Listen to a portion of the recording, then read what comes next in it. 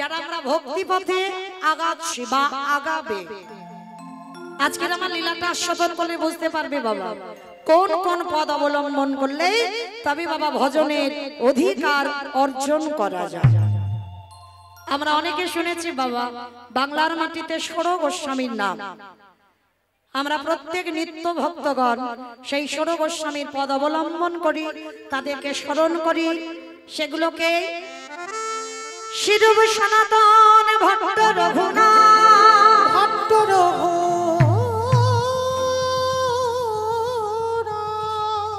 শ্রীজীব গোপালে ভট্ট দাস রঘুনাথ এই ছয় গোসাইয়ের করি চরণ বন্দন, যাহা হইতে বিঘ্ন নাশ অভীষ্ট পুরা অভীষ্ট পুরা। এই ষোড় গোস্বামীর নাম আমরা শ্রবণ করলাম। তো আজকে আমরা এই স্বজনের মধ্যে এক গোস্বামীর চরিত্র আলোচনা করব, যার নাম হচ্ছে রঘুনাথ দাসের বৈরাগ্য। বাংলার মাটিতে একজন ভক্ত যার নাম রঘুনাথ দাস। আজকে আমরা এই রঘুনাথ দাসের চরিত্র শ্রবণ করব বাবা। তার বৈরাগ্যটা কেমন ছিল ছোটবেলা থেকে। মনে রাখবে মা, বৈরাগ্য মানে এটা নয় সংসার ধর্ম ত্যাগ করে দিয়ে কৃষ্ণ বলে পালিয়ে যাও, এটা বৈরাগ্য নয়। কলিযুগে সংসার ধর্ম বড় ধর্ম। মহাপ্রভু বলছেন সংসারের থেকে তোমাকে বৈরাগী হতে হবে। আর সংসার ধর্মে থেকে বাবা যে বৈরাগ্য পালন করতে পারে তার থেকে বড় ভক্ত এই জগতে আর কেউ নাই। তাহলে আপনারা বলবেন মা মৌমিতা সংসারে থেকে কি করে বৈরাগ্য হবে? বলে হয়। দেখবেন বাবা যারা ভজনের পথে নেমেছো তাদের আর ওই যে রবিবার করে মাংস রান্না করলে তবে খাওয়া হবে এটা তাদের মাথায় আসে, তাই না? অনেকের বাড়ি বাবা সারা মাসে সারা সপ্তাহে যদি না হয় রবিবারটা এলে হবেই হবে, তাই না?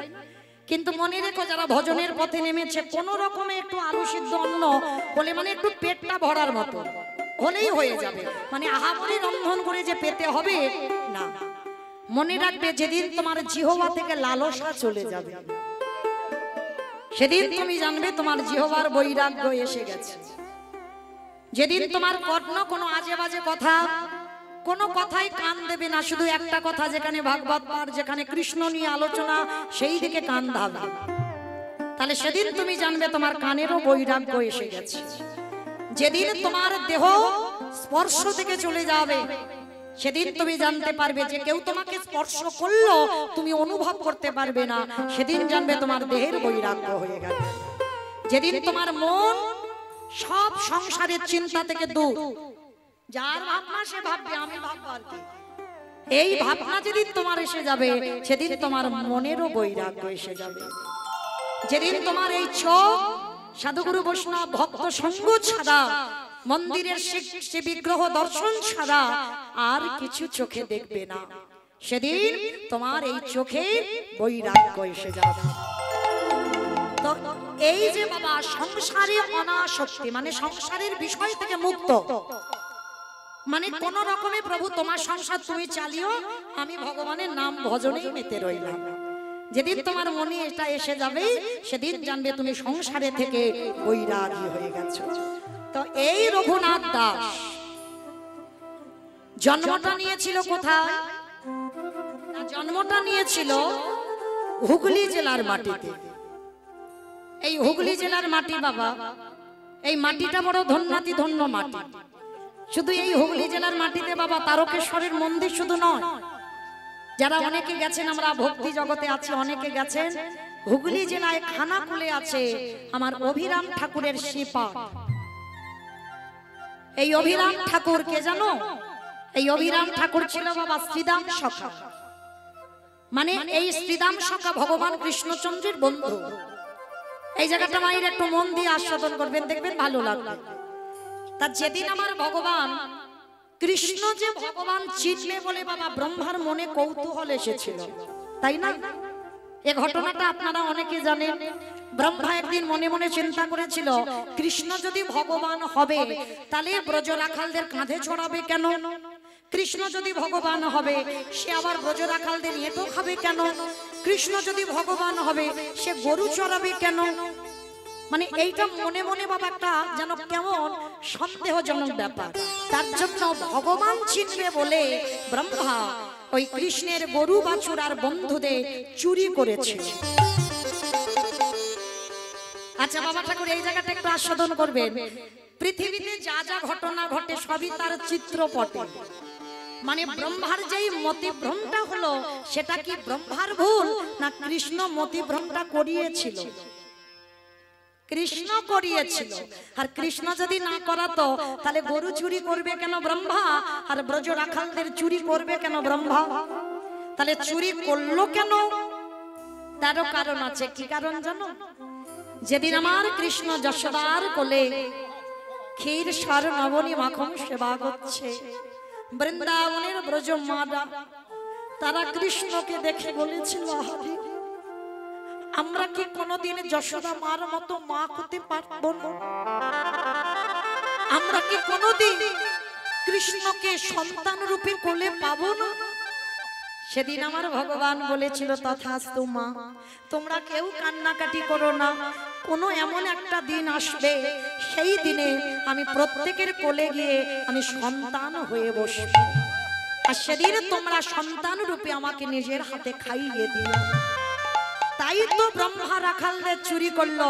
আর সেদিন আমার ভগবান কায়দা করে শ্রীদাম সুদাম দাম বসুদাম মধুমঙ্গল নিজেই ভগবান সখাদের রূপ ধারণ করেছে।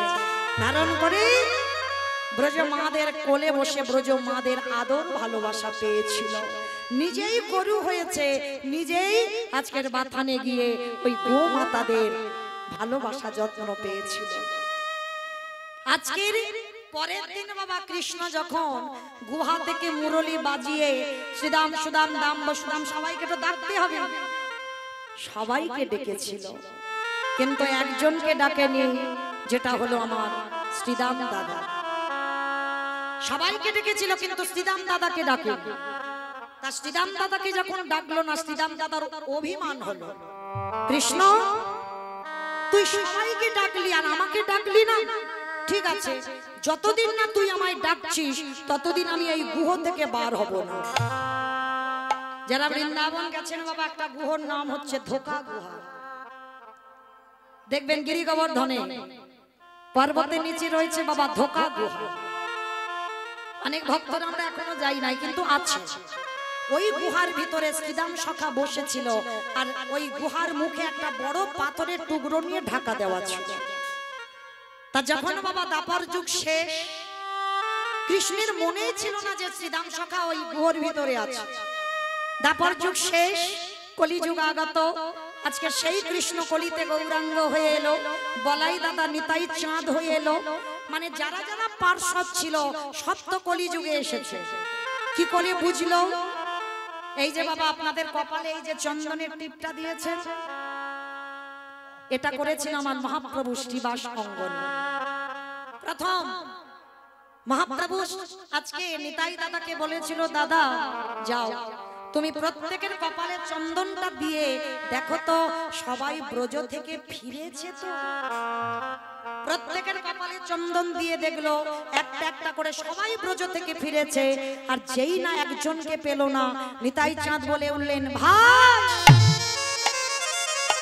ভাই রে, সবাইকে দেখতে পাচ্ছি, কই আমাদের শ্রীদাম দাদা কই? শ্রীদাম দাদাকে দেখতে পাচ্ছি না তো। ভগবানের মাথায় হাত পড়ে গেল, সর্বনাশ, সে তো ব্রহ্মা চুরি করেছিল।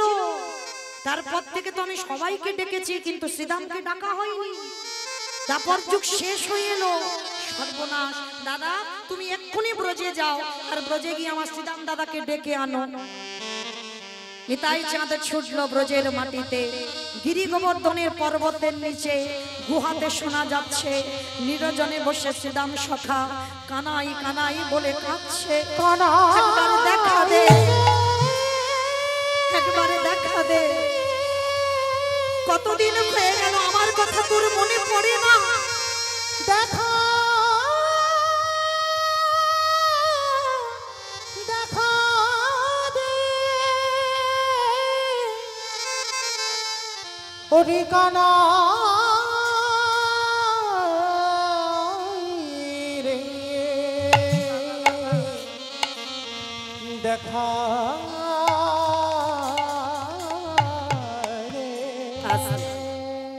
নিতাই চাঁদ যেই না পাথরটা সরিয়েছে দেখে না বাবা 7 হাত মানুষ, সত্যের মানুষ 21 হাত, ত্রেতার মানুষ 14 হাত, দাপরের মানুষ 7 হাত, কলির মানুষ 3.5 হাত। নিতাই চাঁদ 7 হাত গোর নিচে বসে আছে, ইহা বড় লম্বা। নিতাই চাঁদ হাত ধরে বের করে এনেছে, এনে বাবা নিতাই চাঁদ জানো আমার শ্রীদাম দাদার কাছে একটু ছোট মানে বানের মতো বেঁধে হয়ে আছে, উঁচু হয়ে দেখছে। তা শ্রীদাম দাদা তো চিনতে পারিনি বলাই দাদাকে, কে গো তুমি?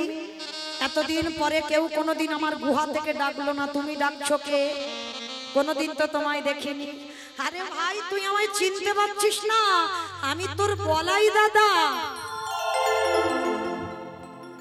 তুমি আমার বলাই দাদা হবে কেন? তুমি বলাই দাদা এইটুকু হয়ে গেলে কেন? আরে বোকা, এটা দাপর যুগ নয়, এটা কলি যুগ। ও মানে আমি গুহর ভিতরে ঢুকেছিলাম, সে দাপর শেষ হয়ে কলি চলে এসেছে বলে। হ্যাঁ আচ্ছা, তা তুমি যদি আমার বলাই দাদা হলে আমার কানাই কই? কানাইকে দেখাও। বলে কানাই আছে, এসেছে ব্রজের বাঁকা, কালো সখা দেখবি উলু কই? আমাদের সোনার নদিয়া উলুধ্বনি এসেছে ব্রজের বাঁকা, এসেছে ব্রজের বাঁকা, কালো সখা আমাদের সোনার নদিয়া। এসেছে ব্রজের বাঁকা, এসেছে ব্রজের বাঁকা, কালো সখা আমাদের সোনার নদিয়া। এসেছে ব্রজের বাঁকা, কালো সখা আমাদের সোনার নদিয়া। কালো বরণ নাই, ওটার কালো বরণ ওটারি কালো বরণ নাই, ওটার কালো বরণ নাই। বলি রাহি অঙ্গে অঙ্গ দিয়ে গৌর খোলো তাই, রাহি অঙ্গে অঙ্গ দিয়ে গৌর হলো তাই। তোরা দেখি না,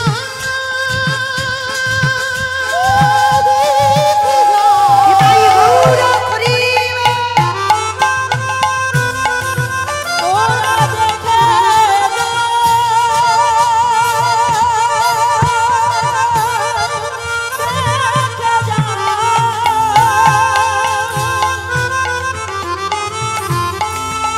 তোরা দেখে যা,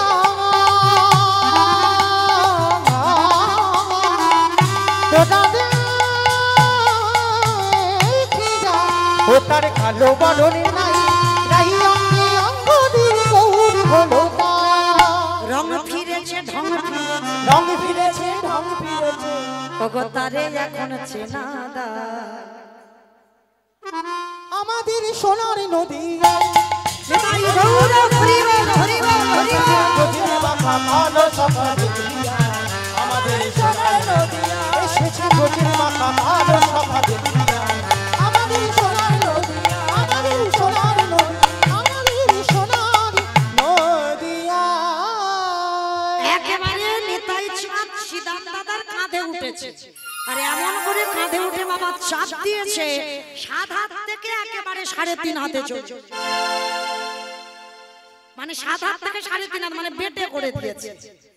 এইবার আমার নিমাই পণ্ডিতের কাছে এলো, আমার প্রভু বললেন শোনো শ্রীদাম, এইভাবে তো একটা মানুষ একটা যুগ থেকে আসতে পারে না, তোমাকে জন্ম নিতে হবে। কোথায়? চলে যাও হুগলি জেলার মাটিতে খানাকো। তোমার নাম হবে শ্রীদাম নয়, তোমার নাম হবে অভিরাম ঠাকুর। সেই হুগলি জেলার মাটিতে আছে অভিরাম ঠাকুরের শ্রীপাঠ। আবার হুগলি জেলার মাটিতে আছে আজকে যার কথা বলবো, জায়গাটা কোথায়? আদি সপ্তগ্রামে জন্ম নিল দাসের ঘুনা।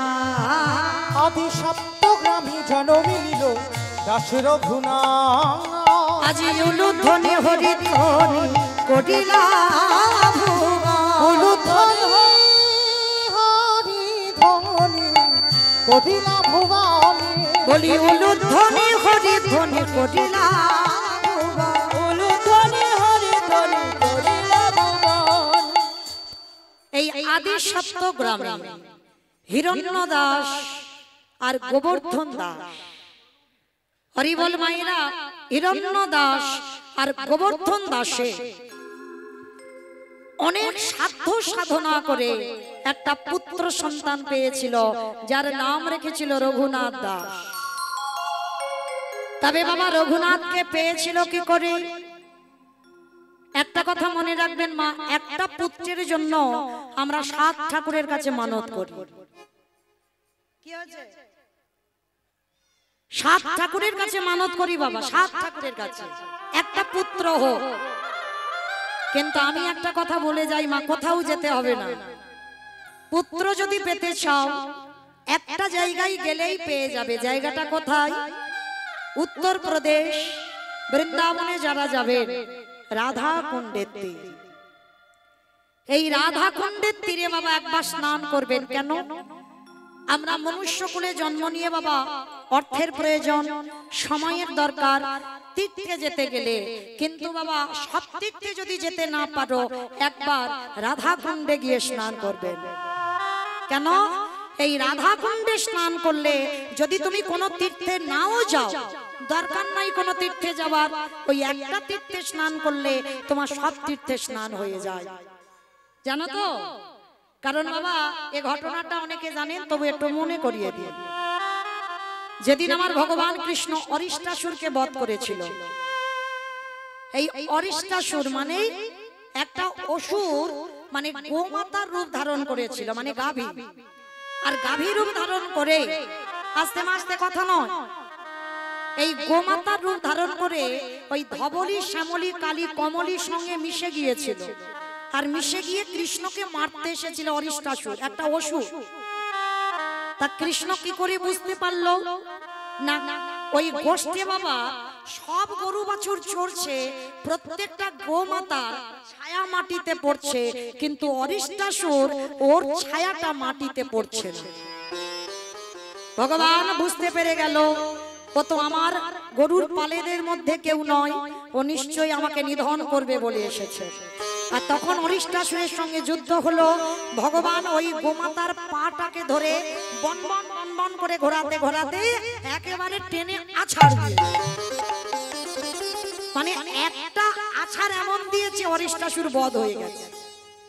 আর যেই না অরিষ্টাসুর বধ হলো, শ্রীমতী রাধারানী গোবিন্দের দর্শন করে বলেছিল, তুমি হচ্ছে পাপী। শুধু পাপী নয়, তুমি হলে মহাপাপী। ভগবান বলেছিল, হ্যাঁ গো রাধে, আমি মহাপাপ করেছি, আমি সবার পাপের বিচার করি, আর তুমি আমাকে বলছো পাপী বলে? হ্যাঁ, তুমি গোমাতাকে হত্যা করেছো। সব থেকে বড় পাপ তো ওটাই, যদি কেউ গোমাতা হত্যা করে। তা ভগবান এসে বলছে, আরে পাগল, তোমরা কেউ বোঝো না, আমি তো গোমাতাকে মারিনি, ওটা অরিষ্টাসুর ছিল। বলে মূর্খ, অরিষ্টাসুর ছিল আমরা জানি, কিন্তু ও তো গোমাতার রূপটা ধরেছিল। তাহলে তুমি গাভী মাতাকে হত্যা করেছো, তাতে তুমি মহাপাপী হয়েছো। রাধে, তাহলে একবার বলে দাও, আমি কোথায় গেলে মুক্তি পাবো? বলো কোথায় গেলে মুক্তি পাবো? বলে শোনো, তোমাকে 12 বছর তীর্থে তীর্থে স্নান করতে হবে। আর যদি 12 বছর তীর্থে স্নান করতে পারো, তাহলেই তুমি সকল পাপ থেকে তুমি মুক্তি পেয়ে যাবে। আর যেই না বললো সকল পাপ থেকে তুমি মুক্তি পেয়ে যাবে, গোবিন্দ বললেন, রাধে গে গো, ওগো রাধে গো,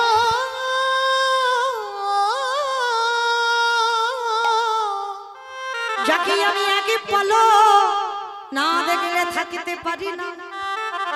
আর তুমি কি না বলছো আমি 12 বছর তীর্থে কাটাবো?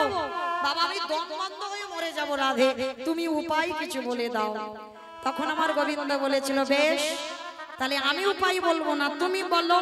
বলে শোনো রাধে, আমি যদি সকল তীর্থকে যদি আমি এক জায়গায় হাজির করি আর সেখানেই যদি আমি স্নান করি, বলে হ্যাঁ তা মন্দ হবে না, তুমি যদি চোখের সামনে দেখাতে হবে যে সব তীর্থ এসেছে। বলে ঠিক আছে রাধে, আমি দেখাবো। ভগবানের হাতের মুরলি দিয়ে যেই না কুণ্ডটা খনন করেছে, সমস্ত তীর্থকে আহ্বান করেছে, গঙ্গা, যমুনা, সরস্বতী, প্রভাস, হরিদ্বার, সমস্ত তীর্থ জগতে যত যত তীর্থ আছে সবাইকে ডেকেছে। ডেকে বলছে দেখো, আমি রাধা চরণে মহাপাপী, আমি অরিষ্টাসুরকে বধ করেছি, কৃপা করে তোমরা জল হয়ে এই কুণ্ডে এসো। আরে যদি একবার কুণ্ডে আসো, আমি ওই কুণ্ডে স্নান করলে তবে পবিত্র হব। তা ভগবান আহ্বান করেছে, বাবা সব তীর্থ তো আসবেই। এইবার তীর্থ এসেছে, স্নান করেছে, স্নান করে যেই না রাধারানীর চরণে প্রণাম করতে যাবা, সখীগণ বলছে দাঁড়াও দাঁড়াও দাঁড়াও, খবরদার, তুমি পাপী। হাই ভগবান, আমি সব তীর্থে স্নান করলাম, এখনো নাকি আমি পাপী। কি করে আমি পাপী হলাম? বলে শোনো, তীর্থ তখনই পবিত্র হয় যখন রাধা চরণ পরশ পায়। তুমি তীর্থ ডেকেছো, তীর্থ জল হয়ে গেল, সেই জলে তুমি স্নান করলে, কই তীর্থ রাধা চরণ তো ধরলো না। তাহলে যে তীর্থ রাধা চরণ ধুলা না পাই, সেই তীর্থ জীবনে পবিত্র হয় না। তাহলে কি করব? তাহলে একটা কাজ করো রাধে, তুমি একটা কুণ্ড খনন করো। রাধারানী হাতের কঙ্কন দিয়ে সৃষ্টি করলো, একটা খনন করলো কুণ্ড।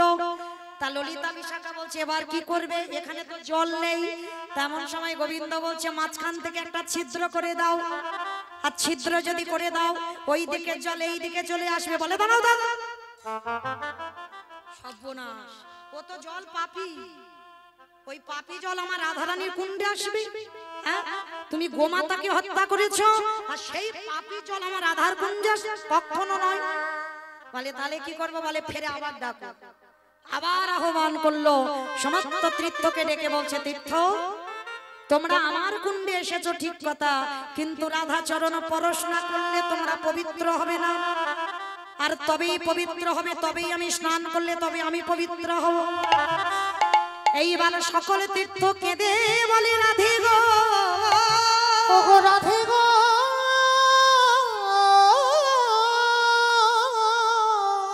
তুমি যদি করুণাময়ী, তুমি যদি কৃপাময়ী হও।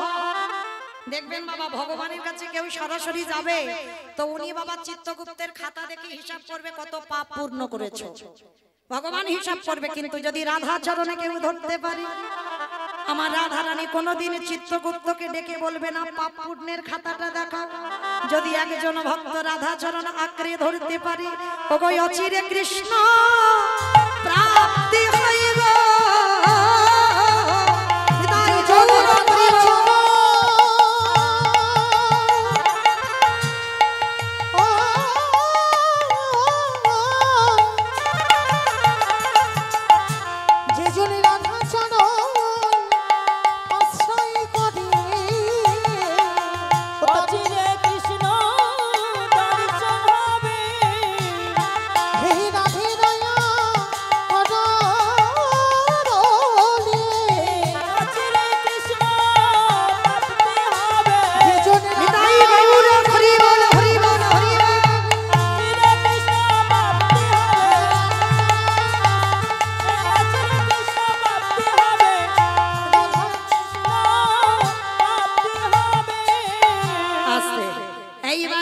চরণে তীর্থ প্রবেশ করলো, পরশ করার সঙ্গে সঙ্গেই জল পবিত্র হয়ে গেল।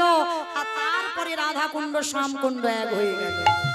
রাধারানী কঙ্কন দিয়ে খনন করলো রাধা কুণ্ড, আর গোবিন্দ মুরলী দিয়ে সৃষ্টি করলো শ্যাম কুণ্ড।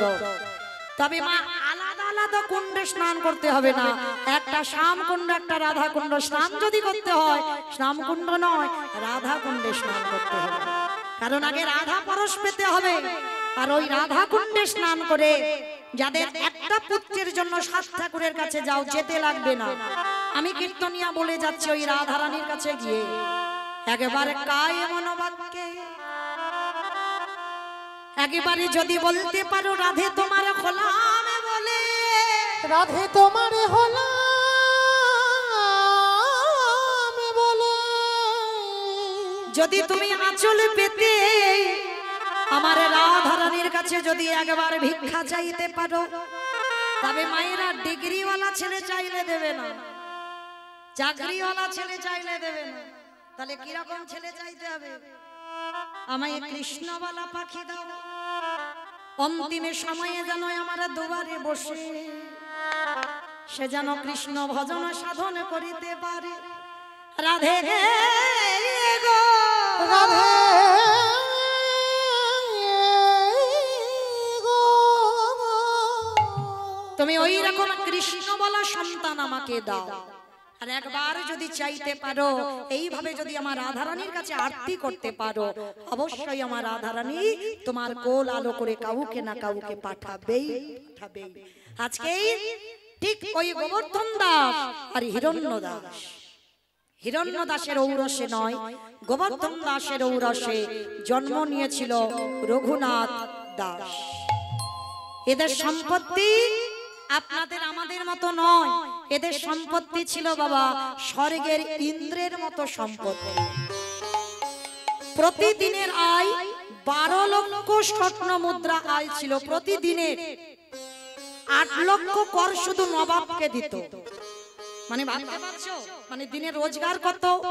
সেই বাংলার নবাব হিরণ্য দাস আর গোবর্ধন দাস সন্তান তো পেল, কিন্তু মা ছোটবেলা থেকে রঘুনাথে বৈরাগ্য ভাব, হাজার খেলনা দেয় ভালো লাগে না। ছোটবেলা থেকে তার একটাই মনের ইচ্ছা, আমি কোথায় গেলে কৃষ্ণ পাবো। কি গো মায়েরা, এখন মোবাইলে দেখছো ছোট্ট একটা ছেলে ভাগবত, অনেকে দেখছো, ছেলেটার নাম রেখেছে ভাগবত। দেখেছো ছেলেটা ছোটবেলা থেকে তৈরি, সে জোরসে বলে আমি প্রভুপাদ হতে চাই। ছোট্ট ছেলে একটা, তাহলে ভাবতে পারছো ওই ছেলেটা। একটা কথা মনে রেখো বাবা, যারা সকাল সকাল নেমে পড়েছে, আমরা তো 80 লক্ষ জনই ফেলে এসেছি, 4 লক্ষ বার মানব জন্ম। আর যারা সকাল সকাল নেমে গেছে, মনে রেখো হয়তো এই জন্মটা শেষ, আর এই জন্মের পরে পেয়ে যাবে ভগবৎ স্বরূপ। আর অনেকের বাবা সে ভজনে নামতে গিয়ে বাবা দাঁত পড়ে যাচ্ছে, চুল পেকে যাচ্ছে, চামড়া আলগা হচ্ছে, এখনো বাবা ভজনে নামতে পারছে না। তার মানে মনে রেখো 4 লক্ষ বারে এখন অনেকবার আপ ডাউন হতে হবে। আর যারা সকাল সকাল নামছে তাদের বাবা হয়ে এসেছে তাই, কিন্তু এমন কর্ম করব না যেন আবার আমাদের 80 লক্ষ জনিতে ফিরে যেতে হয়। আজকে এই ছোট্ট বেলা থেকে রঘুনাথ পড়াশোনা তো মন মতি নেই, তা বাবা জ্যাঠা মনে মনে ভাবলো ছেলেটাকে তো একটু শিক্ষিত করতে হবে, কারণ আমার এই জমিদারি দেখভাল করবে কে। বলদেব আচার্যের কাছে নিয়ে গেল রঘুনাথের হাত ধরে। বলদেব আচার্য দেখা মাত্র বলে উঠলেন, ওরে বাবা এই বড় লোকের ছেলে। আর দেখবেন বাবা বড় লোকের ছেলেরা একটু খামখেয়ালি হয়, অপরাধ নেবেন না, কাউকে উদ্দেশ্য করে নয়, এদেরকে কিছু বলা যাবে না, মানে এদের জেদটা বেশি হয়, মানে ওরা যেটা মনে করবে তো সেটা ঠিক। তা বলদেব আচার্যের কাছে যেই না রঘুনাথকে নিয়ে গেল, রঘুনাথকে দেখে বলে উঠলেন বলদেব আচার্য, দাঁড়াও দাঁড়াও দাঁড়াও, শোনো তোমার রঘুনাথকে আমি আমার চরণে আশ্রয় দিতে পারবো না। হিরণ্য দাস আর গোবর্ধন দাস চরণ ধরে বলছে, হে গুরুদেব আপনি জানেন না অন্যান্য ছেলেদের মতো আমার রঘুনাথ নয়, একেবারেই আলাদা, আপনি ওকে একটু চরণে ঠাঁই দিয়ে দেখেন।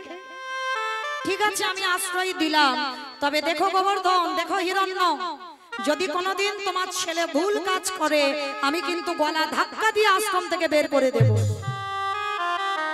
তাই হিরণ্য দাস আর গোবর্ধন দাস বলছে, আমাদের রঘুনাথ ভুল করতেই পারে না, কারণ আমরা ছোটবেলা থেকে তো দেখছি ও অন্যায় করবে না, আপনি একটু আশ্রয় দেন।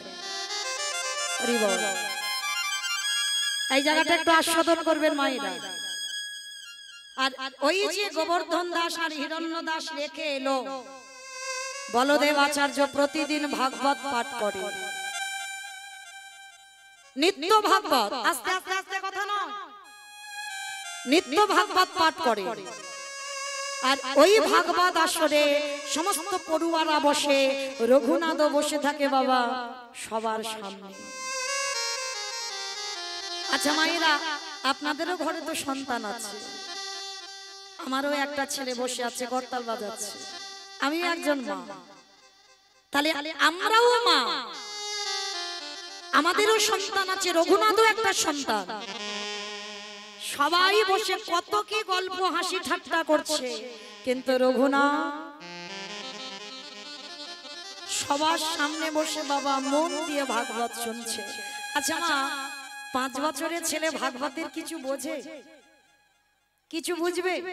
কিছু বুঝছে না, কিন্তু কেঁদে যাচ্ছে। গুরুদেব পাঠ করছে আর দেখছে রঘুনাথ কাঁদছে। তা পাঠ শেষ করে রঘুনাথকে কাছে নিয়ে বলছে, রঘু, ও রঘু, এখানে আয় তো দেখি। এই রঘু, সত্যি করে বল, তোর কি হয়েছে? তুই এইরকম বসে বসে কাঁদছিস কেন? কি হয়েছে তো? তুই যে এতক্ষণ ধরে সেই সন্ধ্যা থেকে কাঁদছিস, আচ্ছা তুই ভাগবতের কিছু বুঝতে পারছিস? রঘুনাথ উঠে এসে বাবা দণ্ডবাদ প্রণাম করেছে, প্রণাম করে বলছে, হে গুরুদেব, আমি কিছু বুঝি না বুঝি আমি তো কাঁদছি একটা কারণ, একটা কারণে। কি কারণে? কি চাস তুই? কার জন্য কাঁদছিস? গুরুদেব, আমার একটাই মনে ভাবনা, আমি কি তারে পাবো না? গুরুদেব, আমি কি তারে পাবো না?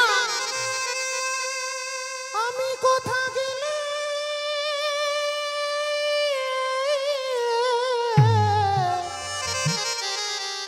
কৃষ্ণ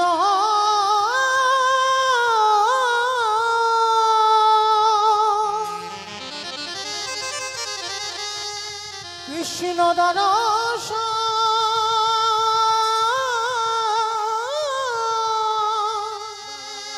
দরস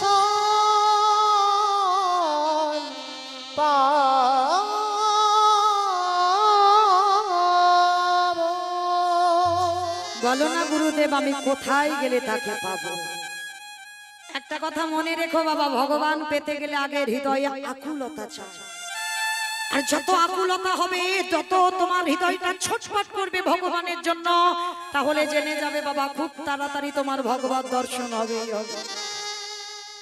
এই কথাটা বাবা শ্রী শ্রী রামকৃষ্ণ পরমহংসদেব ওই নরেন ঠাকুরকে প্রশ্ন করেছিল, ঠাকুর, ভগবান পেতে গেলে কি করতে হবে গো? ভগবান পেতে গেলে কি হয় গো? আমি যে ভগবান পাবো, আমার কি অনুভব হবে? তাহলে দাঁড়া, আমি তোকে দেখাচ্ছি বেটা। এইবার দক্ষিণেশ্বর কালীবাড়িতে ঠাকুর থাকে, আর দক্ষিণেশ্বর কালীবাড়ি থেকে বাবা ওই শ্রী শ্রী রামকৃষ্ণ পরমহংসদেব নরেনকে ডেকেছে, নরেন, আই নরেন, আয়। এইবার ওই গঙ্গার ঘাটে স্নান করতে নেমেছে, আর যেই না স্নান করতে নেমেছে বাবা, সঙ্গে সঙ্গে ডুবটা দিয়েছে। আর আমার ঠাকুর কি করেছে, নরেনের মাথাটা নিয়ে জলের ভিতরে একেবারে চেপে, আর যেই না জলের ভেতরে চেপে ধরেছে, আর একজন যদি বাবা ডুব দেয় আর কেউ যদি মাথাটা নিয়ে ধরে চেপে থাকে, কি দশা হবে? মানে মরে যাবার মতো আকুপাকু করবে না হৃদয়টা, মানে ছটফট করছে, ছটফট করছে। আর যেই না ঠাকুর ছেড়ে দিয়েছে, নরেন বাবা একেবারে হাঁপিয়ে গেছে, জল থেকে উঠে পড়েছে। উঠে পড়েই বলছে, এই জন্য তোমায় বলে পাগল। তার ঠাকুর খিলখিল করে হাসছে, আমায় পাগল বললি কেন? পাগল না, আমি তোমাকে জিজ্ঞাসা করলাম ভগবান পেতে গেলে কি করতে হয় বলো, আর কি রকম হয় অনুভব সেটা বলো। আর আমি স্নান করলাম, তুমি আমার মাথাটা নিয়ে জলের তলায় চেপে ধরলে। আর ঠাকুরের বই যারা পড়েছেন বাবা, উদাহরণ ছাড়া তো ঠাকুর কথা বলে না। দেখবেন ঠাকুর যা যা কিছু করে সব উদাহরণ। তার যেই না মাথাটা চেপে ধরেছে, তার ঠাকুর প্রশ্ন করছে, হ্যারে নরে, যখন মাথাটা চেপে ধরেছিলাম তোর এই ভিতরটা কিরকম হচ্ছিল বলতো? বলে সাদে বললাম তোমায় পাগল, বলে আর একটু হলে তো আমি মরে যেতাম, আমার ভিতরটা যেন আকুপাকু করছিল, এই যেন প্রাণটা চলে যায়, এই যেন প্রাণটা চলে যায়। নরে, ভগবানকে পেতে গেলে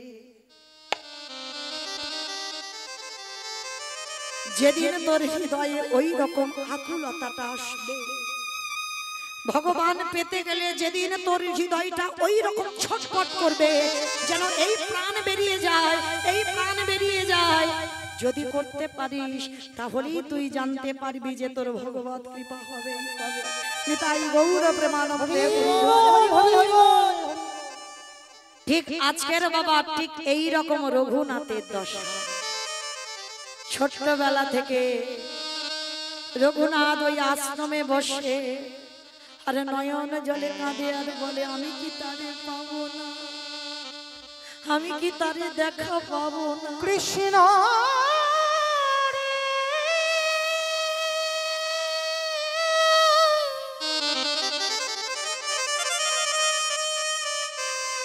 দেখা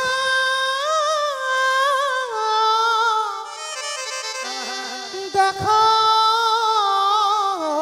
দে,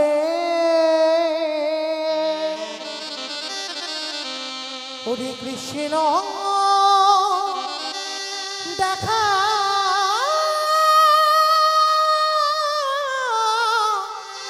দেখা দে।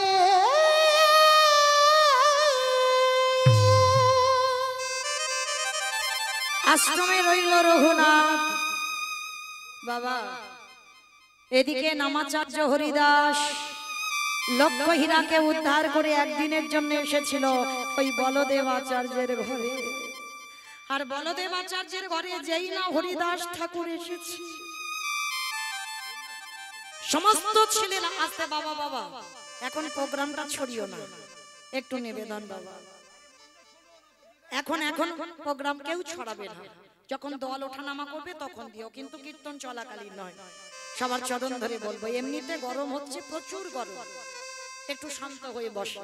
নিতাই গৌর প্রেমানন্দে হরি বল, হরি বল, হরি বল।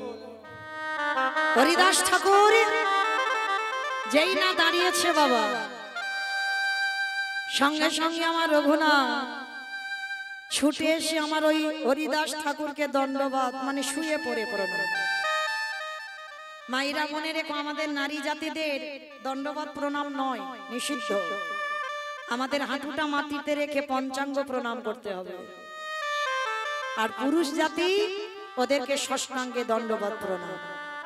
রঘুনাথ সবথেকে 24 ঘন্টা জগতে যত যত ভক্ত আছে, এই রঘুনাথ দাসের মতো দণ্ডবাদ প্রণাম আর কেউ কোনোদিন করতে পারবে না।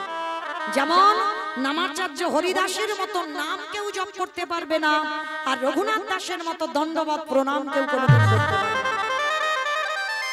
আর এই রঘুনাথ দাস যেই না বাবা হরিদাস ঠাকুরকে দণ্ডবাদ প্রণাম করেছে, হরিদাস ঠাকুর রঘুনাথের হাতটা ধরে বলছে, এই তো সেই ভক্ত।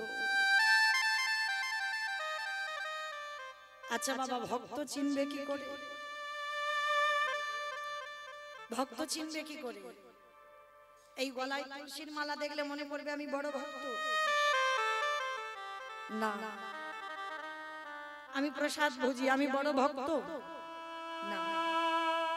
আমি গেরুয়া বসন পরে দাদার সঙ্গে তিলক সেবা করে বেড়াইছি, আমি বড় ভক্ত? না। তাহলে চিনবে কি করে ভক্ত? ভক্তের নয়নের দিকে তাকালে দেখবেন একবার কৃষ্ণ নামে যার হৃদয়টা দুলে ওঠে, একবার কৃষ্ণ নামে যার নয়নে বাড়ি ঝরে, অনুভব করবেন বাবা কিঞ্চিত ভক্ত হওয়ার অধিকার অর্জন করে ফেলেছ। কৃষ্ণ নামটা বললেই যখন তোমার হৃদয়ে আকুলতা এসে যাবে না, বুঝতে পেরে যাবে খুব তাড়াতাড়ি তোমার ভগবত দর্শন হবে। হরিদাস ঠাকুর যেই না রঘুনাথকে দেখেছে, রঘুনাথকে পরশ করেই বুঝতে পেরে গেছে বাবা এ কেমন ভক্ত। হরিদাস ঠাকুর মনে মনে করছে এই তো, এই মাটিতে বীজ পুঁতে দিলেই অঙ্কুরিত হবেই হবে। দেখবেন বাবা হাজার হাজার গুরুদেব শিষ্য তৈরি করে, কিন্তু সেই শিষ্যের মধ্যে কজন প্রকৃত শিষ্য তৈরি হয়? আজ হরিদাস যেই না দেখেছে রঘুনাথকে, দেখেই বুঝতে পেরে গেছে এই মাটিতে বীজ পুঁতে দিলেই অঙ্কুরিত হবেই হবে। রঘুনাথকে বুকে জড়িয়ে ধরেছে। আর রঘুনাথ ছোটবেলা থেকে বাবা এই হরিদাস ঠাকুরকে অনুকরণ করত। অনুকরণ মানে কি বুঝেছো বাবা? এই যেমন আমাদের কীর্তনিয়াদের এখন অনুকরণ চলছে, দেখবেন হুবাহুব একটা কীর্তনিয়া আর একটা কীর্তনিয়ার মতো গান গায়, একেবারে হুবাহুব একই রকম। এগুলোকে বলা হয় অনুকরণ, একজনকে একজন অনুকরণ করছে। তো তখনকার দিনে রঘুনাথ অন্য কিছু অনুকরণ নয়, হরিদাস ঠাকুরের কোন কোন জিনিস অনুকরণ করত? জমিদারের ছেলে হয়ে 24 ঘন্টায় একবার আহার করত। যার বাবার সোনা দানা টাকা পয়সার কিছু অভাব নাই, তার শরীরে কোনো অলংকারও ছিল না।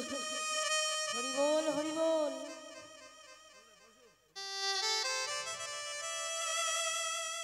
কারণ বাবা কলি তো বসবাস করে স্বর্ণতে। ভক্তি জগতে যদি আগাতে চাও, ওই সোনা দানার লালসা তোমায় ত্যাগ করতে হবে।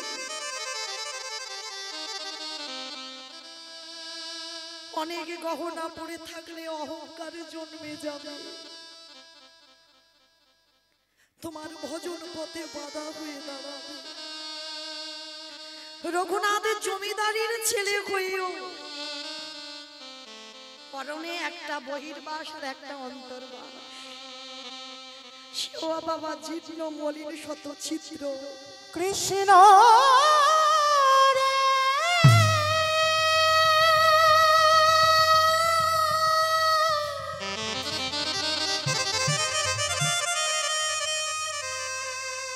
একেবারে দেখা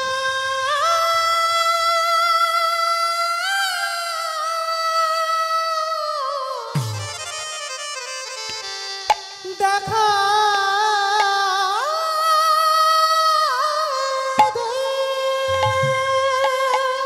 রঘুনাথ শয়ন করত মা ধুলার পরে, কোন রকমে মাটিতে একটা মাদুর বিছিয়ে, মাথায় না থাকতো বালিশ, অঙ্গে না থাকতো কোনো কাঁথা।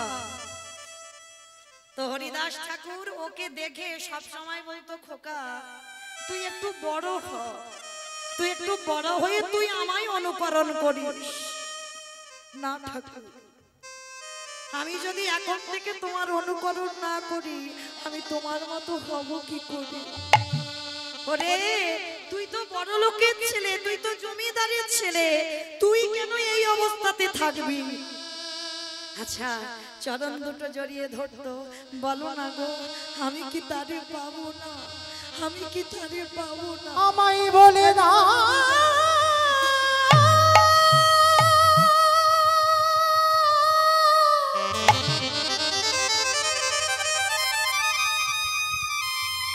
আমি কোথা গেলে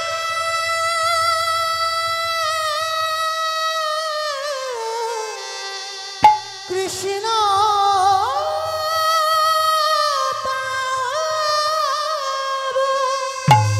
কৃষ্ণ ছাড়া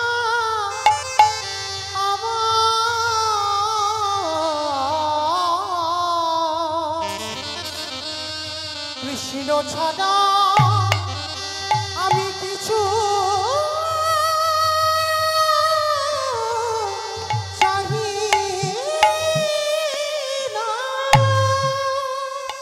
সব সময় রঘুনাথের মনে শুধু একটাই ভাবনা, অন্য কোনো ভাবনা নয়, আমি কি তারে পাবো না? পড়াশোনা শেষ হলো, রঘুনাথ বাড়ি চলে গেল, কিন্তু বাড়িতে গেলে কি হবে?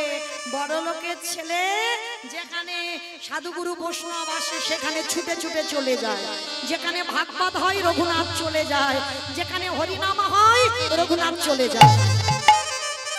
আবার বড়লোকের ছেলে তো আবার প্রজারা ছুটে গিয়ে রঘুনাথকে ধরে নিয়ে আসে। শেষে বাবা জ্যাঠা বিরক্ত হয়ে গেল, বিরক্ত হয়ে গিয়ে রঘুনাথকে ঘরে বন্দি করে রাখলো, শিকল দিয়ে বেঁধে রাখলো। কি গো মাইরা, ভোলানো যায়?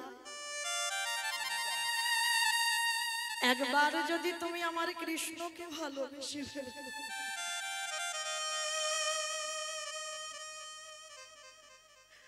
হাজার চেষ্টা করলেও বাবা তুমি আর তাকে ভুলতে পারবে না। রঘুনাথের হাত বেঁধে দিল, পা বেঁধে দিল, ঘরে বন্দি করে রাখলো।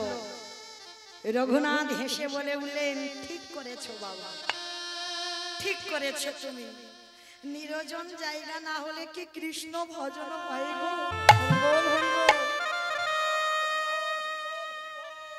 যার জন্য তো পরম বৈষ্ণব বেছে নিয়েছি বাবা, কেদারনাথ বদ্রীনাথ। একেবারে পাহাড়ের মাথায় লোকালয়েতে আমরা মালা করি, মালা হয়, নাম হচ্ছে, সংখ্যা বাড়ছে, কিন্তু বাবা ভিতরের নাম হচ্ছে না। ওটা বাইরের নাম, দেহ শুদ্ধ হচ্ছে। ভিতরের নাম করতে গেলে তোমার জানালা দরজা বন্ধ করে ভগবানের প্রতি ছবিটাকে হৃদয়ে ধরতে হবে।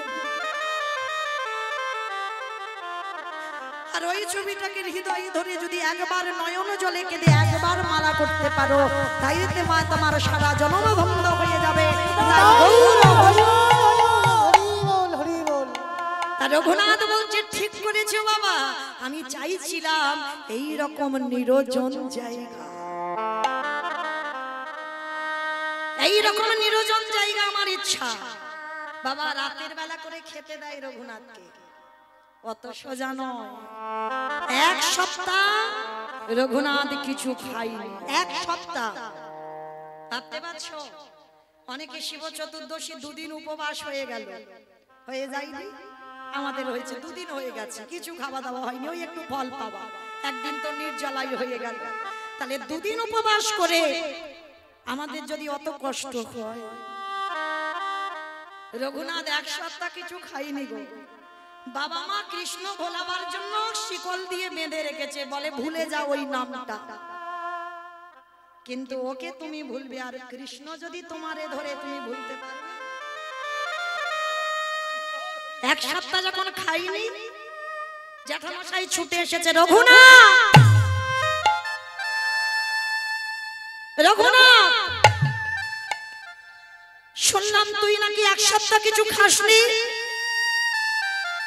জ্যাঠামশাই কাঁদছে, অনেক সাধনার ধন তো, কঙ্কাল সার দেহ হয়ে গেছে। দেখবেন বাবা, ভক্ত যদি হয়েছে না, তোমার এই দেহটা কঙ্কাল সার হয়ে গেছে।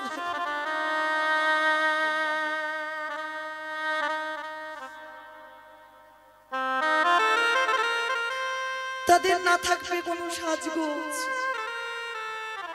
না থাকবে কোনো এলাক পোশাক, না শরীরের কোনো চিন্তা ভাবনা, কারণ তাদের তো একটাই চিন্তা, আমি কি তারে পাবো না।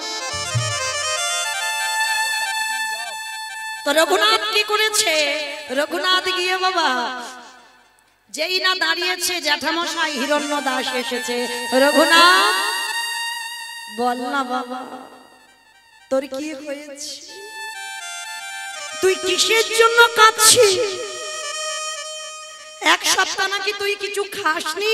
আচ্ছা ঠিক আছে, আমি কথা দিলাম বাবা, আর আমি তোকে বাধা দেব না, বল তুই আমার কাছে কি চাস? জ্যাঠামশাই, আমি যা চাইবো তুমি আমায় দেবে। কেন দেব না বাবা, একবার একবার তুই বল না বাবা কি চাস। না ওই রকম করি নয়, আগে ত্রিসত্য করো, তুমি আমি যা চাইবো তাই দেবে। ঠিক আছে বাবা, আমি ত্রিসত্য করলাম, তুই যা চাইবি আমি তোকে দেব, বল তুই কি চাস। মনে রেখো তুমি ত্রিসত্য করেছো, তাহলে দাও, কৃষ্ণ এনে দেওয়া,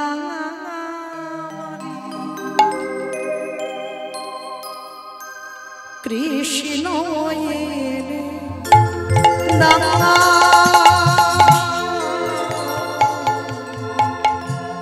কৃষ্ণ এনে দাও আমারে কৃষ্ণ এনে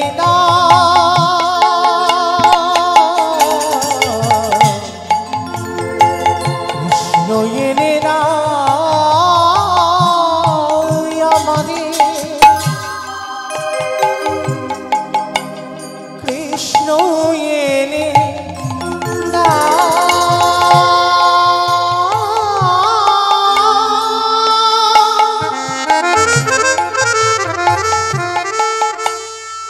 কৃষ্ণ ছাড়া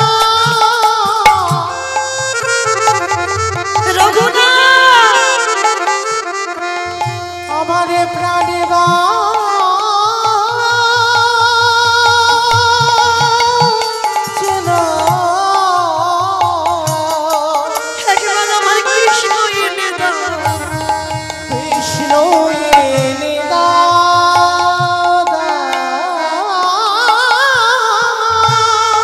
কৃষ্ণ ছাড়া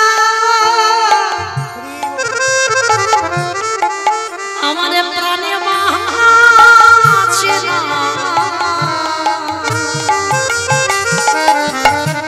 তুমি কৃষ্ণ এলে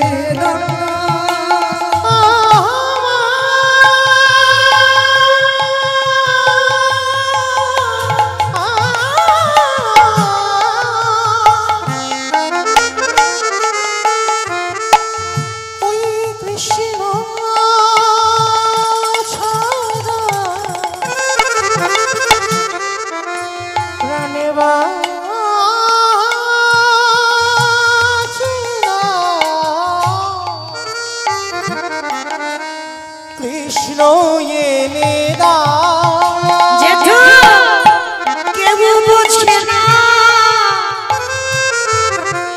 আমার মনের কথা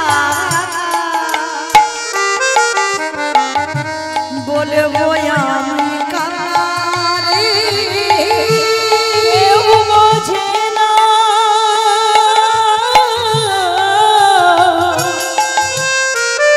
আমার মনের কথা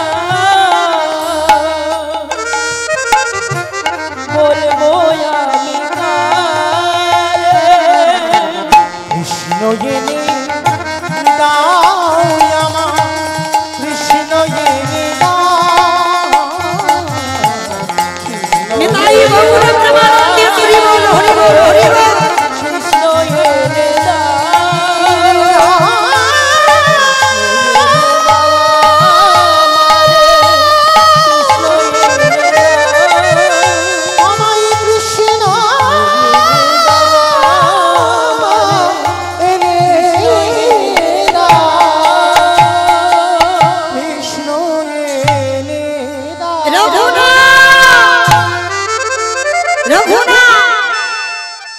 তুই তো কেঁদে কেঁদে মরে যাবি কৃষ্ণ কৃষ্ণ বলে বলদেব আচার্য ছুটে এসেছে খবর পেয়ে ছোট্ট একটা বালক কৃষ্ণ প্রেমে বিভোর খাওয়া দাওয়া বন্ধ করেছে কি গো পারলাম না এইরকম সন্তান তৈরি করতে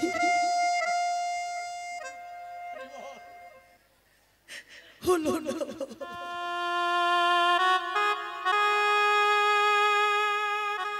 বলদেব আচার্য এসে বলছে হ্যাঁ রঘু তুই কি পাগল হয়েছিস কৃষ্ণ বলে কেঁদে কেঁদে তুই কি পাগল হয়ে যাবি গুরুদেব বলো না আমি কি তারে পাবো না আমি যদি তারে না পাই হে জীবন আমি আর রাখবো না পাবি বাবা পাবি তার তুই পাবি তবে শোন কৃষ্ণ বলে কাঁদিস না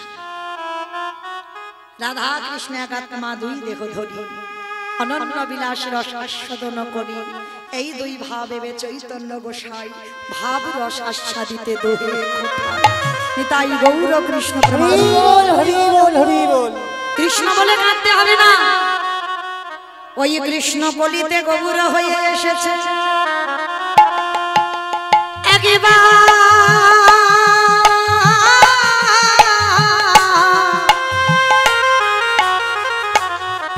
একেবারে কৃষ্ণ বলে না কেঁদে, একেবারে গৌরী বলে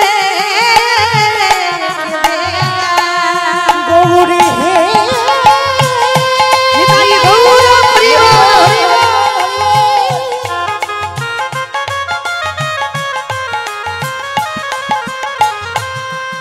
ও গো দয়ামা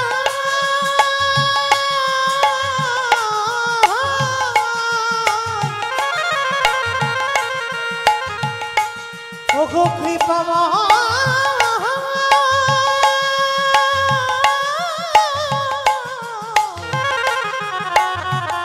একেবারে করুণা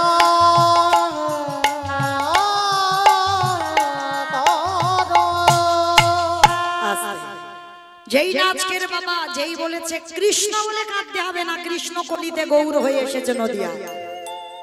গুরুদেব মানে আমার কৃষ্ণ কলিতে গৌরাঙ্গ বলে হ্যাঁ, তাহলে আজকে থেকে তুই কৃষ্ণ বলে নয়, আজকে থেকে গৌর দর্শনে যাবি।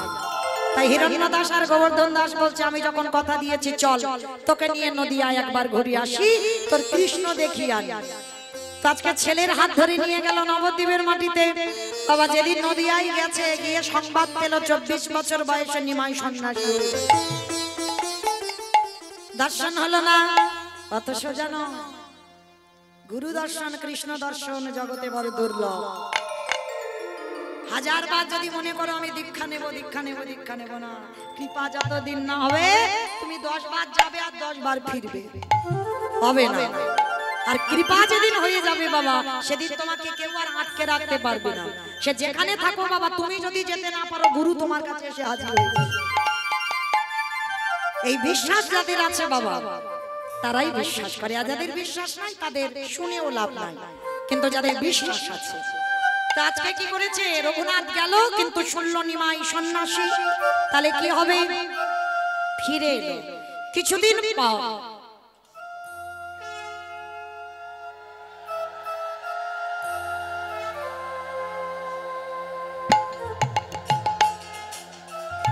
তাই গৌর ব্রহ্মানন্দে হরি বল হরি বল।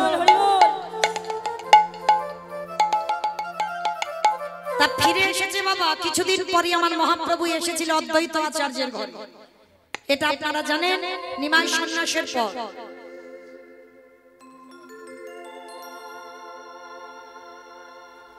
রাধে ভক্তচরণে আমার একটা নিবেদন, কেউ বারে বারে হরিবাসরে আসবেন না। আমি বলছি বলে যেন কেউ কষ্ট পাবেন না বা মনে কিছু করবেন না যে কীর্তনিয়া বলছে, কিন্তু বারে বারে যদি আসেন তো কীর্তনের একটু ব্যাঘাত হয়। তার জন্য আপনাদের কীর্তনের শেষে আমি একটু বাইরে গিয়ে দাঁড়াবো, তখন আসবেন, কিন্তু কীর্তন চলাকালীন নয়। নিতাই গৌর প্রেমানন্দে হরি বল হরি বল। আজকে কি করেছে বাবা রঘুনাথ যখন খবরটা পেয়েছে অদ্বৈত আচার্যের ঘরে সন্ন্যাসের পরে নিমাই এসেছে, তাই হিরণ্য দাস আর গোবর্ধন দাসের সঙ্গে করে নিয়ে আমার রঘুনাথ গিয়েছিল ওই অদ্বৈত আচার্যের ঘরে শান্তিপুরে। আর শান্তিপুরে যেই না গিয়ে দাঁড়িয়েছে, গিয়ে কি দেখছে জানো? রসে তনু ঢর ঢর কমর কিশোর বহর।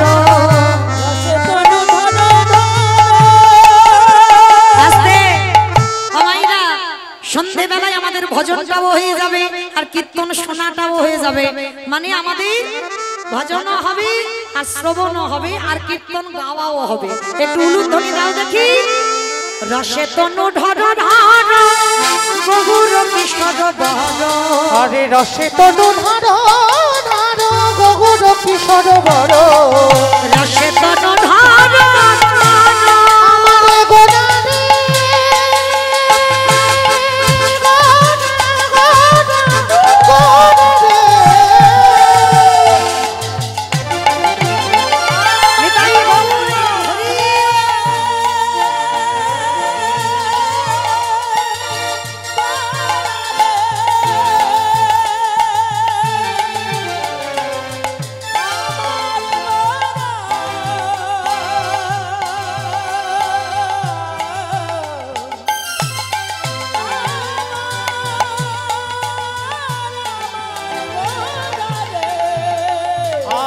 রাশি তনু ঢাকনার গৌর কিশোর বড় এবে নাম শ্রীকৃষ্ণ চৈতন্য আদি এবে নাম শ্রীকৃষ্ণ চৈতন্য এবে নাম শ্রীকৃষ্ণ চৈতন্য আদি এবে নাম শ্রীকৃষ্ণ চৈতন্য এ শ্রবণে গুরু কথা কহিতে অন্তরে ব্যথা এই শ্রবণে গুঢ় কথা কহিতে অন্তরে ব্যথা এ শ্রবণে গুরু কথা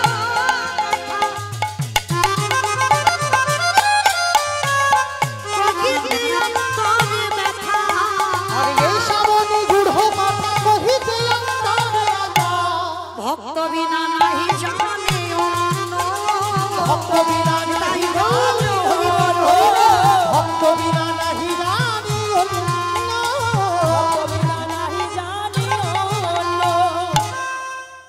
সমস্ত ভক্তদের মাঝখানে দাঁড়িয়ে আছে রঘুনাথ কীর্তন শেষ হলো সবাই প্রণাম করলো আর রঘুনাথ সবার মাঝখান থেকে গিয়ে মহাপ্রভুর চরণে গিয়ে বাবা একেবারে শুয়ে পড়ে দণ্ডবত ওই যে বললাম ভক্ত ভক্তরেই চিনতে পারে যেই না রঘুনাথ দণ্ডবত সঙ্গে সঙ্গে হাতটা ধরে তুলেছে বাবা বাবা এই তো সেই পেয়ে গেছে আমার আপনজন নিতাই চাঁদকে বলল দাদা আমি যে পাত্রে প্রতিনিয়ত প্রসাদ পাই ওই পাত্র থেকে প্রসাদ এনে আমার রঘুনাথকে একটু প্রসাদ দাও কৃপা হয়ে গেল যারা এতদিন সঙ্গে ছিল তারা মহাপ্রভুর উচ্ছিষ্ট প্রসাদ পেল না আর আজকের প্রসাদ পেয়ে গেল আর যেই না প্রসাদটা দিয়েছে বাবা ভক্তি তো পেয়ে গেল ভগবত দর্শন হয়ে গেল তা কিছুদিন থাকে রঘুনাথ মহাপ্রভুর চরণ সেবা করে আর সেবা করতে করতে আজকে বেশ কিছুদিন কেটে যাবার পরে রঘুনাথকে ডেকেছে রঘুনাথ এবার আমি ঘরে ফিরব আমাকে যেতে হবে জগন্নাথ ধাম পুরী ধাম থাকো তুমি এখানে তোমার বাবা মা রাজত্ব দেখভাল করো চলে যাও তুমি তোমার আদি সত্য গ্রামে ফিরে যাও না না গৌরহরি আমি তো ফিরে যাব বলে আমি তোমার চরণে আসিনি তুমি কেন আমাকে পাঠিয়ে দিচ্ছ আমি ফিরবো বলে আসিনি আমি তোমার চরণে আশ্রয় পেতে চাই রঘুনাথ একটা কথা মনে রেখো মর্কট বৈরাগ্য ধারণ করো না মর্কট কাকে বলে বানর হনুমান কিন্তু ত্যাগী আর বানর ভোগ ওই জন্য মহাপ্রভু বলছে বাবা চৈতন্য ভাগবতে মর্কট বৈরাগ্য ধারণ করবে না লোক বৈরাগ্য যেন তুমি ধারণ কোনোদিন না করো যেটা তুমি সঠিক ভজনের পথে আগাতে পারবে তুমি সেই ভজনের পথে আগাও কিন্তু লোক দেখানি ভজন তুমি কোনোদিন করবে না তাই পড়াশোনা করেছো বড় হয়েছো বাবা মার কাছে ফিরে যাও আর বাবা মার জমিদারি দেখভাল করো না প্রভু আমি তো পৃথিবীতে জমিদারি দেখবো বলে আসিনি আমি তো বলে এসেছিলাম কৃষ্ণ ভজিবারে তোরে সংসারে আইলো সংসারে মিছি মায়ায় ভক্ত হয়ে বৃক্ষ সম হইল বৃক্ষ সম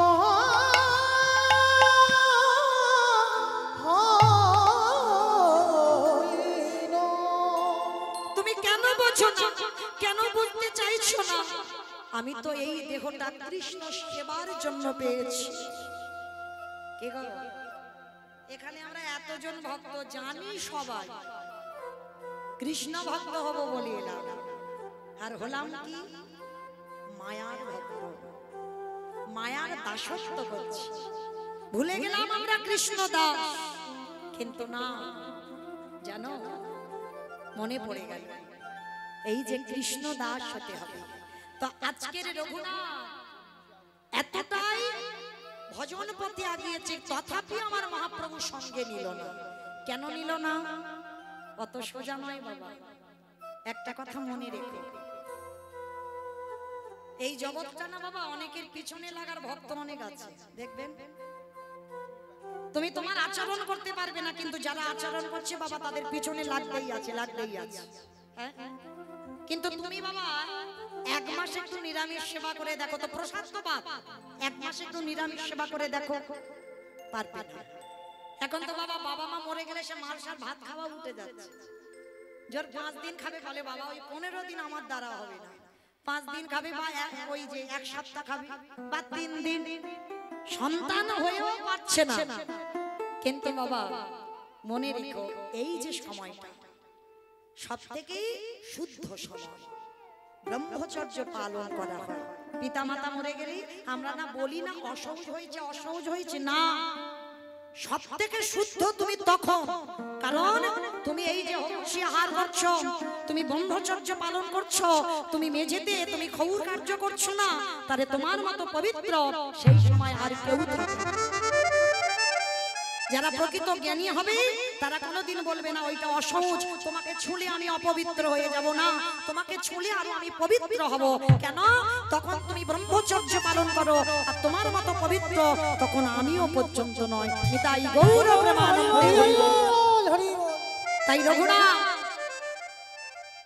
কি করেছে বাবা, রঘুনাথ যখন ফিরে এসেছে, রঘুনাথ ফিরে এলো, মহাপ্রভু সঙ্গে নিল না, কিন্তু একটা কথা বলেছিল, রঘুনাথ তুমি ভজন করে যাও, যেদিন সঠিক সময় হবে তোমাকে আমার কাছে আসতে হবে না, আমি নিয়ে নেব আমার কাছে। ওই জন্য বাবা যে যত ছটফট করি না কেন, যার যখন কৃপা হয়ে যাবে সংসারের মায়াতে কেউ আর বেঁধে রাখতে পারবে না, সব মায়ার দড়ি ছিঁড়ে দিয়ে সে কৃষ্ণ পাবার লালসায় ছুটে যাবে। যেটা নরোত্তম করেছিল, যেটা জমিদার লালা বাবু করেছিল, ভুরি ভুরি প্রমাণ দেওয়া আছে বাবা। তো আজকে কি করেছে, রঘুনাথকে আটকাবার জন্য রঘুনাথকে বিয়ে দেওয়া হলো। যার সঙ্গে বিয়ে দেওয়া হলো নাম ছিল তার রত্নাবতী। এইবার রত্নাবতীর সঙ্গে বিয়ে দেওয়া হলে কি হবে, যে সময়টা ছিল ফুলো সজ্জার রাত। মায়েরা এখানে আমরা বউ হয়েছি, আমরা স্ত্রী হয়েছি, কিন্তু আমরা সহধর্মিণী নয়। হরি বল। তা যেই না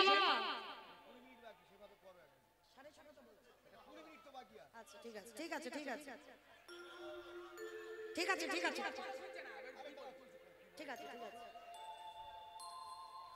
আছে উনি সময় চলে আসবে, আমি সময় ছাড়ছি। হরি বল। তো আজকে রঘুনাথকে সংসারে আটকাবার জন্য বিয়ে দেওয়া হলো, নাম হলো তার রত্নাবতী। কিন্তু রত্নাবতী বউ নয়, রত্নাবতী স্ত্রী নয়, রত্নাবতী ছিল বাবা সহধর্মী। ফুলসজ্জার ঘরে রঘুনাথ বসে বসে কাঁদছে, আর রত্নাবতী গিয়ে প্রশ্ন করেছিল, স্বামী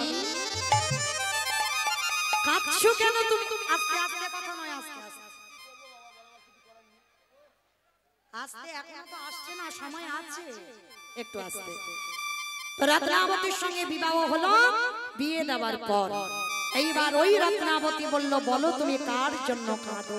আমি কথা দিলাম এই রাতের অন্ধকারে তোমার বাবা মা বিয়ে দিয়েছে কৃষ্ণ ভোলাবার জন্য, এই রাতের অন্ধকারে এই সংসার থেকে আমি কৃষ্ণ চরণে তোমায় পাঠাবো।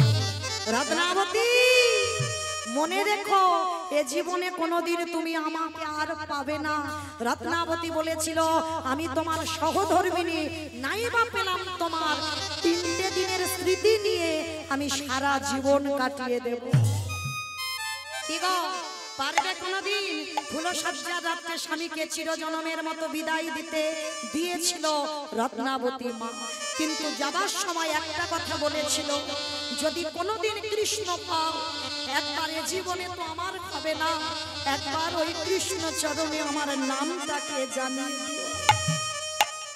রাতের অন্ধকারে বেরিয়ে পড়ল রঘুনাথ, গেল কোথায়? পৌঁছে গেল জগন্নাথ ধাম, পুরী ধাম। এইবার রঘুনাথের বৈরাগ্যটা দেখে, যখনই বাবা যেটা শুনেছিল রঘুনাথ সংসার ত্যাগ করে পুরী ধামে গেছে, তখন বাবা অন্ন বস্ত্র অর্থ রঘুনাথের জন্য পাঠায়, আর রঘুনাথ সেইগুলো নিয়ে ওই বৈষ্ণব সেবা ভক্ত সেবা দেয়। কিন্তু মহাপ্রভুর এটা পছন্দ নয়। কেন? বাবা এটা মৌমিতা বলছে না, মহাপ্রভু বলে গেল কাউকে যদি দিতে চাও কিছু তোমার ডান হাত দেবে, বাম হাতে যেন জানতে না পারে। অনেকে আছে না বাবা স্টেজের উপরে উঠে কাউকে নাম ধরে ধরে ডেকে বস্ত্র দিচ্ছে, কম্বল দিচ্ছে না, তাতে কি হয়? তাতে তাকে ছোট করা হয়, তাকে অপমান করা হয়, সমাজে দেখিয়ে দেওয়া হয় ওর অন্যের অভাব, বস্ত্রের অভাব, ওই জন্য আমি ওকে দান করছি না। এটা মৌমিতার কথা নয় বাবা, যেন ভুল বুঝবেন না। বলছে মহাপ্রভু রঘুনাথকে, তোমার বাবা যেটা অহংকার আর তোমারও সেই অহংকার আসবে, আমি পছন্দ করি না রঘুনাথ। বন্ধ করে দিল, খবর দিল আদি সত্য গ্রামে কেউ যেন অন্ন বস্ত্র কিছু না পাঠায়। দিন চলে কি করে? লোকের দ্বারে দ্বারে মাধুপুরি করে খায়, সেটাও মহাপ্রভুর পছন্দ নয়। তাহলে কি করি? আনন্দ বাজারে বসে থাকে। আনন্দ বাজার চেনো তো? ওই জগন্নাথের প্রসাদ যেখানে বিক্রি হয় ওটা আনন্দ বাজার। ওইখানে রঘুনাথ বসে থাকতো, আর যা যা প্রসাদ বেশি হতো রঘুনাথ ওই প্রসাদই পেত, তাতেও প্রভুর পছন্দ নয়। তাহলে কি করবে? মানে কিরকম ঘষে মেজে নিচ্ছে দেখো ভক্তকে, অত সোজা নয়। কৃষ্ণ ভজন এমনি এমনি। তাহলে কি অনাহারি অনিদ্রায় কাটাবি না? তাহলে কাটাবি কি করে? ওই জগন্নাথের সিংহ দুয়ারে বসে আছে রঘুনাথ। এক সপ্তাহ হয়ে গেল কিছু খাচ্ছে না। এগো বাঁচতে কি আর পারে? কিছু তো মুখে দিতে হবে। কি দিচ্ছে? জগন্নাথের নালা দিয়ে প্রসাদই ভেসে যাচ্ছে, পচা গলা প্রসাদ। রঘুনাথ তুলে নিয়ে ধৌত করে লবণ দিয়ে সবে মুখে দিতে যাবে, মহাপ্রভু পিছন থেকে এসে হাতটা ধরেছে। রঘুনাথ, ওরে রঘু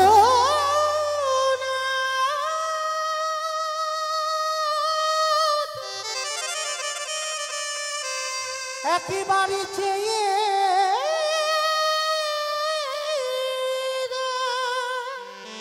যেই না তাকিয়েছে মহাপ্রভু প্রসাদই চাইছে না। না প্রভু না, এটা তো পচা প্রসাদ। ওরে মূর্খ, প্রসাদ কোনদিন পচা হয়? প্রসাদ কোনদিন গলা খায়? প্রসাদ কোনদিন বাসি খায়? প্রসাদ জীবনে পচে যায় না। প্রসাদ প্রসাদই খায়। ভগবান সেবা করলে প্রসাদ, ভক্ত সেবা করলে মহাপ্রসাদ। নিতাই গৌর প্রেমানন্দে জোর করে রঘুনাথের হাত থেকে আমার মহাপ্রভু ওই পচা গলা প্রসাদ কেড়ে নিয়ে বদনে দিয়েছে। মহাপ্রভু এই ভক্তের উচ্ছিষ্ট বড় ভালোবাসেন, আর যেই না বদনে দিল সঙ্গে সঙ্গে রঘুনাথ জড়িয়ে ধরেছে চরণ দুখানা। মহাপ্রভু বলছে, ওরে তোর আশ্রয় চরণে নয়, আয় আয় আমার বুকে আয়। রঘুনাথ, আজ থেকে জানলাম তোর মতো ভক্তে, তোর মতো বৈরাগ্য আর পৃথিবীতে কারোর হবে না। নিতাই গৌর প্রেমানন্দে রঘুনাথ চলে গেল রাধা কুণ্ডের তীরে। আর রাধা কুণ্ডের তীরে গিয়ে হা রাধে বলে কাঁদলো। রৌদ্র প্রখর তাপ, রাধারানী নিজের বস্ত্রটা আচ্ছাদন করে রেখেছে। পিছনে তাকিয়ে দেখলো রাধারানী একা দাঁড়িয়ে আছে। রঘুনাথ বলল, রাধে তোমাকে একা নয়, কৃপা করে তুমি যুগল রূপে দর্শন দাও। রাধা কুণ্ডের তীরে যেখান থেকে রঘুনাথের উৎপত্তি হলো, সেইখানে জীবনের শেষ সময় আমার যুগল মাধুর্য দর্শন করলেন। আজ রাধা গোবিন্দ যুগলে দাঁড়ালে, স্বামীর বামে দাঁড়াইল নবীন কিশোরী গো।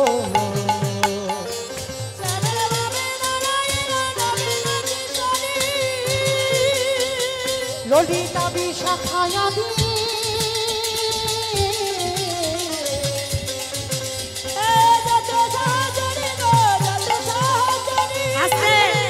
সবাই দেখি যাবার সময় হাত দুটো তোলো তো দেখি সবাই, প্রত্যেকে। পত্রের পাতা হে পাতায় দিচ্ছে কদরদান,